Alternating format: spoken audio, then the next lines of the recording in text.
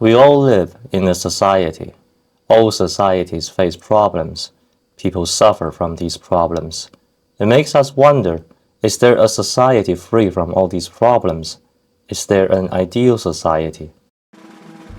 In ancient Greece, Plato believed that the ideal state should divide people into three different groups with different functions: a ruling class, a guardian class, and a productive class. And since the date of birth, every individual should go through a selective education system to determine which one of the class the person is suitable of, and then to be trained as their class requires of them. A ruler needs wisdom and knowledge, a guardian needs courage and fighting skill, and the worker needs the skill of his trade. Private possessions are only allowed for the third class. The rulers and the guardians are not allowed any private possessions to avoid corruption. At roughly the same era, in the East, Taoism philosopher Laozi had a different opinion about what an ideal society should look like. In the chapter 3 of the Tao Te Ching, Laozi says, quote, "Give no extra respect to the honorable and the knowledgeable, and thus free people from strife. Give no extra value to the goods that are hard to come by, and thus free people from thievery. Not to display desirable things, and thus free people from disturbance of mind.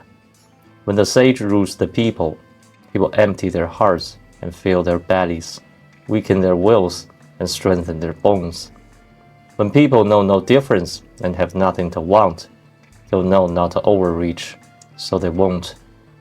Thus, the world is in order."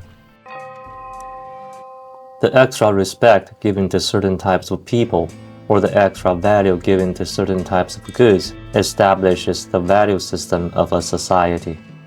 It directs people towards certain behaviors or towards certain lines of work. To Laozi, that is precisely where the problem is. By getting rid of the value system, people would be free to choose the ways to live their own lives, without the state telling them how to feel and what to think. When people have their basic needs satisfied and there is no outside disturbance caused by the value system in the society, they will naturally know where the boundary is, so they won't go across that boundary and cause problems for others. If everyone is free to live their own life, nobody would point their finger at how other people live their lives.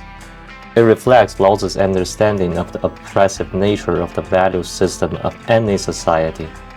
It might be necessary, but it's deeply flawed in the meantime. What do you think? Does either one of the ideal states make sense? Let me know in the comments.